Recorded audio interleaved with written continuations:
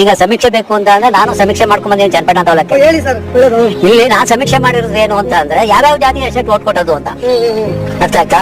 ಈಗ ಒಕ್ಕಲಿಗರು 1,05,000 ಓಟ್ ಇದೆ. 1,02,000 5,000 90,000 ಓಟ್ ಆಯ್ತದೆ.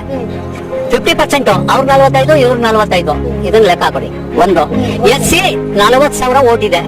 32,000 ಓಟ್ ಆಯ್ತದೆ. ಒಟ್ಟು ಟೋಟಲಿ 22,000 ಓಟು ಕಾಂಗ್ರೆಸ್ ಕಾಯ್ತದೆ. 10,000 ಓಟು JDS ಕಾಯ್ತದೆ. ಮುಸ್ಲಿಮ್ಸ್ 30,000 ಓಟ್ ಇದೆ.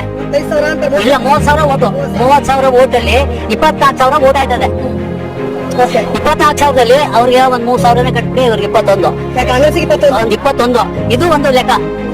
ಇವರು ಕೇಳಿ ಹೇಳ್ತೀನಿ. ಆಮೇಲೆ ಇವರು ಕುರುಬರು 9,000 10,000 ಓಟ್ ಅವ್ರೆ. 10,000 ಓಟ್ ಇದ್ರೆ 7,000 ಓಟು ಕಾಂಗ್ರೆಸ್ಗೆ ಕಟ್ಟಿಕ್ ಬುಟ್ಟಿ.